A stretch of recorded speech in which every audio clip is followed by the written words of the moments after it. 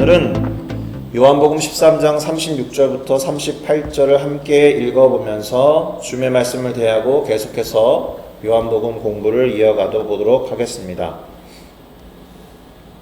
다 같이 요한복음 13장 36절에서 38절을 함께 읽어보도록 하겠습니다. 시몬 베드로가 이르되 주여 어디로 가시나이까? 예수께서 대답하시되 내가 가는 곳에 네가 지금은 따라올 수 없으나 후에는 따라오리라. 베드로가 이르되 주여 내가 지금은 어찌하여 따라갈 수 없나이까? 주를 위하여 내 목숨을 버리겠나이다. 예수께서 대답하시되 네가 나를 위하여 네 목숨을 버리겠느냐? 내가 진실로 진실로 내게 이르노니 닭 울기 전에 네가 3번 나를 부인하리라. 아멘. 자, 저는 방금 우리가 함께 읽어본 요한복음 13장 36절에서 38절을 가지고 가르침 이후에 배신이 있었다면, 이와 같은 제목으로 잠시 말씀을 살펴보고 그동안 이어왔던 요한복음 공부의 13번째 시간을 가져보고자 합니다. 우선 먼저 말씀드릴 것이 있는데요, 우리가 오늘 살피게 될 이 요한복음 13장은 조금 독특한 구조를 갖고 있다라는 겁니다. 예수님께서 가르침을 주신 이후에 제자들의 배신이나 배반에 관한 이야기가 나온다라는 거예요. 그것도 크게 덩어리 2개로 붙어 있습니다. 그러니까 2개의 패턴이 반복된다라는 점에서 독특하다라는 거예요. 가르침, 배신에 관한 이야기, 가르침, 배신에 관한 이야기. 그래서 이런 구조와 이야기의 구성 안에서 우리는 다음과 같은 핵심 질문을 던져 볼 수 있을 겁니다. 무엇이냐 하면, 가르치는 일이나 가르친 것이 허무한 경우가 있어요. 어떤 경우냐면 가르침을 받은 사람, 제자들이나 그런 사람들이 그대로 살지 못한다라는 것을 가르친 사람이 느낄 때, 그때 느껴지는 허무함이 제법 클 거다라는 거예요. 이 가르침을 지속할 것인가? 가르쳐봤자 뭐 하나? 이런 생각이 들 수 있기 때문에 그렇죠. 그러면 예수님도 그런 허무함을 느끼셨을 수 있겠다 싶은데, 그럼에도 불구하고 예수님은 끊임없이 가르침을 주셨다라는 거죠. 그러면 그 이유는 무엇일까? 끊임없이 가르쳐야만 되는 이유가 수시로 느낄 수 있는 허무함보다 더 컸기 때문일까? 허무감이라는 것을 극복할 수 있어서 그럴 수 있었던 것인지, 아니면 허무감 자체를 아예 느끼지 않으셔서 그럴 수 있었던 것인지, 또는 그냥 예수님이니까 그래서 능히 그럴 수 있었던 건지, 이 핵심 질문에 답해 보시면 좋을 것 같습니다. 제가 한국에서 대학생 사역하면서 가장 많이 했던 것이 소위 제자 양육이라는 거잖아요. 그게 주사역이었어요. 그러면 양육을 하다 보면 허무감이나 무기력이 찾아올 때가 많아요. 말씀드린 바와 같이 가르친 것을 제대로 모를 때, 지식적인 것만을 말하는 게 아니고요, 성경에 대해서 아무리 말해줘도 예를 들면 모세나 다윗 정도는 잘 아는데 심지어 아모스 이런 사람 모를 때가, 모른다라고 말하는 경우도 많단 말이에요. 몇 번을 반복해도 늘 새롭다라고 할 때, 그때 허무한 웃음이 흘러나와요. 언젠가 또 말씀을 드렸는데, 제가 일주일에 가장 많이 1대1로 양육을 했을 때가 24명을 양육한 적이 있습니다. 5일로 쪼개보면 하루에 4명, 5명을 로테이션 하는 거예요. 그렇게 한 학기를 보내고 나니까 다음 학기에 또 그렇게 할 자신이 없는 거죠. 1시간 반, 2시간마다 한 명씩 바꿔서, 또는 차를 운전해서 가서 다른 캠퍼스에 가서 또 앉아있으면 4명을 또 만나서, 그래서 그 허무감이나 무기력을 느끼기가 싫으니까, 조금 힘들게 하는 친구가 있으면 야, 스케줄이 도저히 안 되겠는데 라고 핑계를 대고 이번 학기에 양육을 못할 것 같아 라고 말할까. 이렇게 저렇게 하다 보니 양육 시간이 안 맞아서 못하게 되면 괜찮은데, 의도를 가지고 일부러 누군가를 배제하거나 안 만나려고 하는 건 잘못된 것임에 틀림이 없죠. 제가 스스로 좋은 양, 좋지 않은 양 이렇게 판단하고 있었더라라는 거예요. 제가 죄송스럽게도 그렇게 한 적이 없지 않아요. 솔직히 허무감과 무기력감을 느끼고 싶지 않아서. 자, 그러면 예수님은 어떠셨을까요? 예수님은 다시 한번 허무감을 느끼신 분이셨을까? 만약 허무감을 느끼셨다라고 하면 이 오늘 요한복음 13장은 가르침 이후에 느껴지는 허무함에 초점을 두고 배치된 것 같아가지고 의아한 생각이 들어요. 왜냐하면 가르침, 허무함, 가르침, 허무함으로 끝나는 장이니까. 근데 우리 예수님이니까 그렇지 않을 거다라는 거예요. 왜냐하면 이 이야기를 이끌어 가시는 주체가 예수님이시기 때문에 그렇죠. 그리고 예수님에게 허무함이라는 것이 들어설 여지가 없습니다. 물론 완전한 하나님이시면서 동시에 완전한 인간이니까 느끼지 못할 감정이 없기도 하시지만 다음 장까지 고려해서 13장을 해석할 필요가 있거든요. 사실 다음 장을 오늘 살펴볼까도 고민했었는데 다음 주로 밀어놓기로 하고 14장과의 관계까지 생각해보면 예수님에게 허무감이 들어설 여지가 사실은 없습니다. 미리 예고를 좀 드리는 것이지만 요한복음 14장도 가르침으로 시작해요. 그렇다라고 해서 그 가르침 이후에 어떤 배신이나 배반에 관한 이야기가 이어지는 것은 아니거든요. 오히려 한 구절이지만 아주 강렬하게 성령에 관한 이야기가 나와요. 그렇다면 배신이나 배반 그리고 허무함 같은 문제 해결은 역시나 성령밖에 없겠다라는 결론에 이르게 되기도 합니다. 자, 일단 서론이 많이 길었는데 이제 이 요한복음 13장을 그 패턴을 중심으로 내용을 살펴보고 그 안에서 교훈을 얻어보면 좋겠다 싶습니다. 일단 요한복음 13장 1절은 유월절 전에 예수님께서 당신이 세상을 떠나 아버지께로 돌아가실 때가 이른 줄을 아시고는 세상에 남아있을 당신의 사람들을 사랑하시되 끝까지 사랑하셨다라고 기록합니다. 특별히 끝까지 사랑하셨다라는 것에 방점이 있어요. 그리고 제가 이 독특한 구조나 패턴이 있다라고 하고 거기에 초점을 두고 말씀을 드려서 그렇지 사실은 요한복음 13장의 핵심 주제는 끝까지 사랑하신 예수님의 모습에 있습니다. 자, 예수님께서는 6월절 만찬 그리고 우리가 잘 아는 최후의 만찬이라고 하는 저녁 식사 자리에서 갑자기 일어나시고는 겉옷을 벗으셨습니다. 그리고 수건을 가져다가 허리에 두르시고 대야에 물을 떠서 제자들의 발을 씻으시고 그 두르셨던 수건을 펴서 그 발을 하나하나 닦아 주셨다라는 거예요. 자, 그러면 우리는 일단 이 장면에서 이런 이야기를 먼저 할 수 있습니다. 예수님께서 제자들의 발을 씻어주신 것은 앞서 1절에서 읽어드렸던 말 있잖아요. 당신의 사람들을 끝까지 사랑하고자 하신 상징적인 행동이었을 것이다. 그리고 그러한 예수님의 행동은 당신을 팔고자 했던 가룟 유다를 향해서도 예외가 아니었다. 끝까지 사랑하시는 것을 표현하기 위한 세족식이었다라고 하면 가룟 유다를 제외하고 하셨을 거면 발도 안 닦아주셨을 거다라는 생각이 들어요.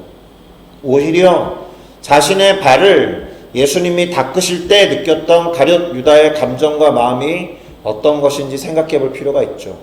그는 그 순간에도 내 발을 닦아주고 있는 이 선생님을 팔 것인가 말 것인가를 놓고 고민했을까?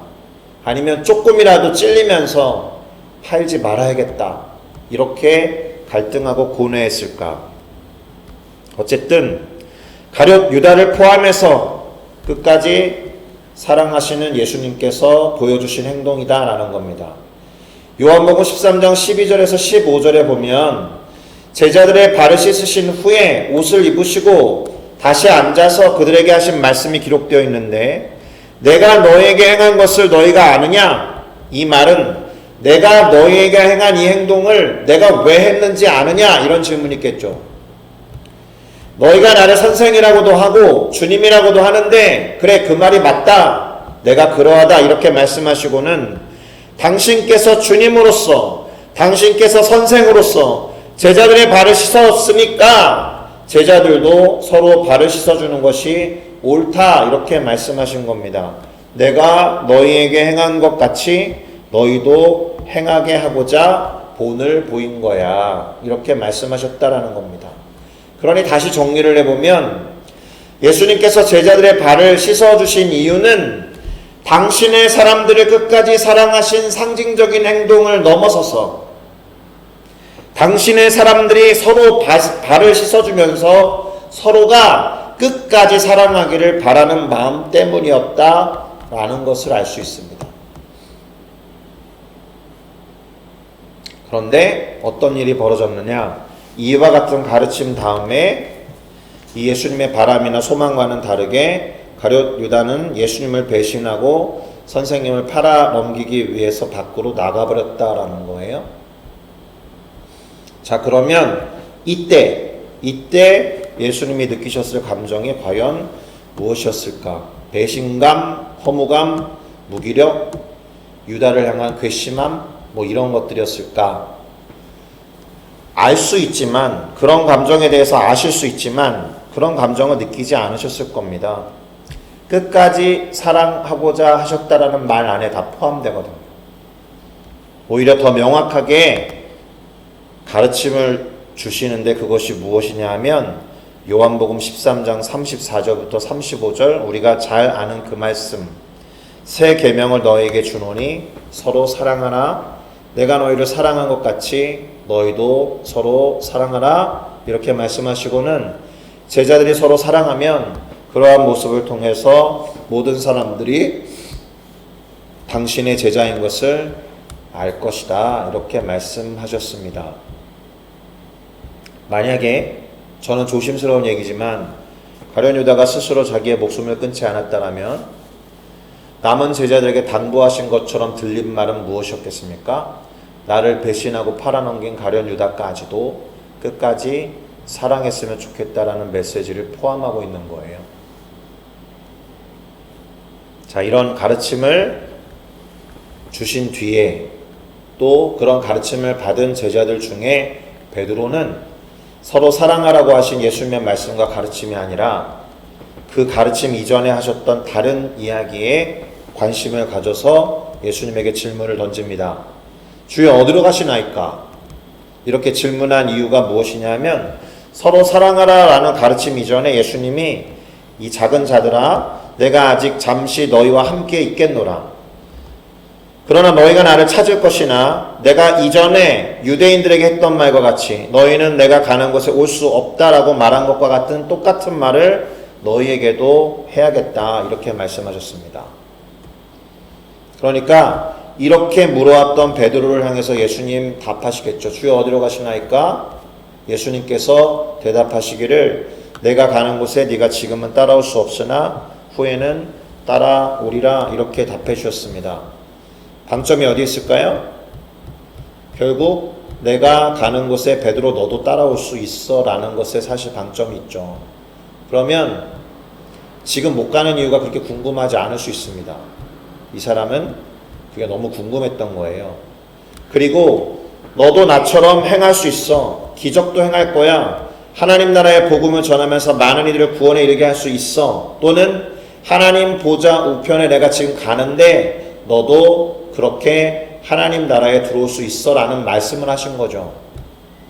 그런데 우리 베드로 형님은 지금은 따라올 수 없으나 이 말에 너무 신경을 쓴 나머지 또 묻습니다. 주여 내가 지금은 어찌하여 따라갈 수 없다는 말입니까? 저는 주님을 위해서 제 목숨도 버리겠습니다. 이렇게 묻고 또 답해버린 겁니다. 그러자 예수님께서 뭐라고 하셨느냐? 네가 나를 위해 목숨을 버린다고? 내가 단언하건대 너는 닭이 울기 전에 나를 3번 부인할 거다. 이렇게 말씀하셨습니다. 가르친 이후에 새 계명을 주겠다라고 가르쳐 주신 이후에 베드로의 배신과 배반에 대한 이야기를 또 한 번 하셨다라는 겁니다. 여기까지가 요한복음 13장의 내용이에요. 그러면 이제 정리와 마무리를 해보도록 하겠습니다.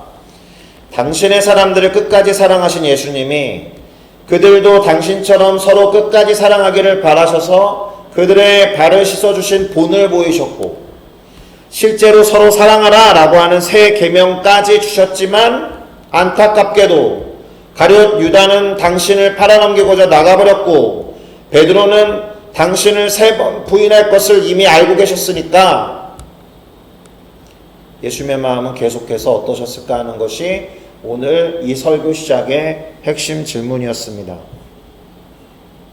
더구나 베드로나 가룟 유다까지 사랑할 수 있는 당신의 제자들일까 하는 의구심이 들지 않았을까요? 우리 인간이라면 허무함이나 무기력이 찾아올 수도 있는데 예수님도 똑같이 그런 상황에 계셨던 것은 아니었을까요? 물론 예수님이 이 이야기를 끌고 가시는 분이시기 때문에 그랬을 거다라고 전혀 생각하지 않는다라고 말씀을 드렸습니다. 우리는 그런데 예수님이 아니니까 그러한 허무함이나 무기력감이 찾아오면 그러면 어떻게 해야 하느냐, 그게 가장 중요한 질문이 되겠죠. 답은 너무 명확해요. 그런 것들이 찾아와도 견디고 버티면서 해야 할 것을 지속하는 것이 정답일 겁니다. 그런데 제가 이렇게만 말하면 또 다른 의미에서 무기력이 찾아올 거 아니겠습니까? 허무함이나 무기력이 생겨도 견디고 버티면서 끝까지 해야 하는 거야, 이 말만으로 또 다른 무기력감이 찾아올 것 아니겠습니까? 그래서 보다 근본적인 이야기를 해야 한다라는 거예요. 우선 허무함이나 무기력이 본질이 아니다라는 것을 우리는 잘 알아요. 무슨 말이냐면 어떤 일이 벌어져야 그 다음에 오는 게 허무함이나 무기력이다라고 하면은 사실 본질적인 것은 그 어떤 일에 있다라는 거죠. 그 어떤 일이 벌어진다는 것이 문제이고, 그 문제 상황에 우리가 직접 대면했을 때 어떻게 반응하느냐가 사실은 허무함이나 무기력 이전에 찾아오는 본질적인 과제다라는 거예요. 어려운 말일 수 있는데 마음이 그럴 만한 상황이 온다 해도 허무함이나 무기력을 느끼지 않으면 돼요. 어려운 말이라고 말씀드렸습니다. 예를 하나 들어보면 2차 평가나 2차 감염이란 말이 있습니다. 2차 평가는 대부분 자기 스스로 하는 거예요. 다른 사람이 나를 1차적으로 평가를 했어도 2차 평가자인 내 스스로가 그것을 거부하면 그거는 더 이상 효과가 없습니다. 스스로에게. 누가 보면 진짜 완고하다, 진짜 고집세다, 진짜 강팍하다 이렇게 보일지도 모르지만 사실은 자기가 강한 사람의 그릇된 형태가 그런 것일 뿐 원래는 내 스스로에 대한 가치, 내 스스로에 대한 자존감 때문에 남들이 뭐라 하는 것을 2차적으로 블락할 수 있는 힘이 원래 우리에게 있어요. 상처 받았어 라는 말을 하기도 하지만 어쩌면 네가 상처받기로 선택한 건지도 몰라 이런 말을 하는 이유가 2차 평가에 대한 기대심이 있어서 그래요. 2차 감염이 뭐냐면 병에 노출될 수 있죠. 근데 백신이나 치료제를 맞아가지고 괜찮았는데 나을 때쯤 되면 막 간지럽거든요. 그때 손으로 긁거나 하면 2차 감염이 일어나요. 그게 사실은 더 위험한 겁니다. 그러니까 사실은 내 스스로가 나를 보호할 수 있는 힘과 능력이 우리에게 주어져 있는데 눈앞에 보이는 어떤 1차적인 평가나 문제 때문에 그것을 사용하지 못하고 넘어가게 되면 허무감이나 무기력이 그대로 밀려온다라는 겁니다. 예수님을 한번 생각해 보세요. 예수님은 어떤 일이 벌어질지 이미 아셨어요. 그렇기 때문에 허무감이나 무기력감에 빠질 이유가 없었죠. 근데 우리는 예수님이 아니잖아요. 그래서 무슨 일이 벌어질지 전혀 알지 못한다라는 점에서 허무감이나 무기력에 빠질 가능성이 훨씬 더 높은 존재입니다. 일단 허무감 그리고 무기력에 빠지게 되는 주요한 이유는 뭐냐 하면 왜라는 질문을 던지기 때문에 그래요. 이게 탐구하는 의미에서 그거 이유를 알고 싶어 라는 의미에서 why가 아니에요. 납득이 가지 않고 억울하기도 하고 이해할 수 없어서 부정하고 싶어서 던지는 것, 받아들이기 싫어서 던지는 왜, 그거 자동적으로 하면 안 된다는 겁니다. 대신에 어떻게 해당하는 how, 그거를 먼저 던지기를 권면드리고 싶어요. 그렇다라고 해서 어떻게 이렇게 하라는 의미의 how가 아닙니다. 우선 이런 겁니다. 하나님을 전적으로 신뢰하면 할수록 우리는 사실 왜라는 질문을 덜 하게 될 겁니다. 납득이 되지 않고 이해가 되지 않아도 하나님이 좋으시고 하나님이 전능하시구나라는 것을 믿고 신뢰하면 왜라는 질문을 하나님에게 던지지 않게 될 겁니다. 다 뜻이 있어. 생각하기 싫어서 그냥 툭 던지는 그런 거 말고 정말 진지하게 하나님에 대한 신뢰와 확신 속에서 이 벌어지고 있는 이 상황에 대한 왜라는 질문을 던지고 싶지만 다 하나님이 알고 계시니까 절대적으로 좋으시고 절대적으로 선하신 하나님께 그러면 내가 어떻게 반응해야 할까를 더 생각하게 될 거다라는 거예요. 하나님의 전적으로 오르심, 하나님의 전적으로 신뢰할 만하심, 하나님의 전능하심을 믿으면 믿을수록 어떻게 내가 반응하는 것을 하나님이 기뻐하실까라고 질문을 바꾸게 될 거다라는 거예요. 그것이 그 하나님을 존중하고 인정하는 방법이 될 겁니다. 그러니 어떻게 반응하는 것이 하나님을 기쁘시게 할 수 있는 일인지, 또 하나님을 전적으로 신뢰하는 사람의 반응이 무엇인지를 생각해 보면서 기도하기를 권면드립니다. 계속해서 기도해야 되는 상황들이 벌어지고 있습니다. 제 주변에서 그래요. 뜻밖의 소식들. 어제 아침에는 불과 한 달 전에 만나서 교제했던 선교사님이 돌아가셨어요. 페낭에 계신 분인데. 물론 연세가 70대 초반이시니까 그럴 수도 있겠다 싶은데 이 지역에 있는 선교사님들이 다 황당해할 만큼 너무 갑작스럽게 돌아가셨어요. 우리 성도님들에 관한 소식, 주변 지인들에 관한 소식, 그리고 지금 우리 교회가 맞닿고 있는 여러 상황들을 놓고 보면 기도해야 되는 상황들인 것은 틀림이 없죠. 질문이 많아져요, 제가. 왜라는 질문을 평생 동안 정말 가장 많이 해온 사람일 수도 있어요. 그런데 이 말씀을 준비하면서 왜라고 여쭙기보다는 어떻게 하시기를 원하십니까? 라고 물어야겠다라고 마음을 정했습니다. 어떻게 하시기를 원하십니까? 라는 질문 속에서 주시는 마음에 따라 기도하고 작지만 행동할 수 있는 것을 해가면 좋겠다. 이렇게 마음을 정했습니다. 그래 놓고 보면 왜 이 결론이 되게 적절하냐면요. 요한복음 14장이랑 이어서 봐야 된다 그랬잖아요. 요한복음 14장의 핵심 구절은 이거거든요. 너희는 마음에 근심하지 말라. 하나님을 믿으니 또 나를 믿으라. 하나님을 전적으로 믿는 사람의 태도는 왜가 아니라 어떻게 하기를 원하십니까에 있다라고 말씀드렸습니다.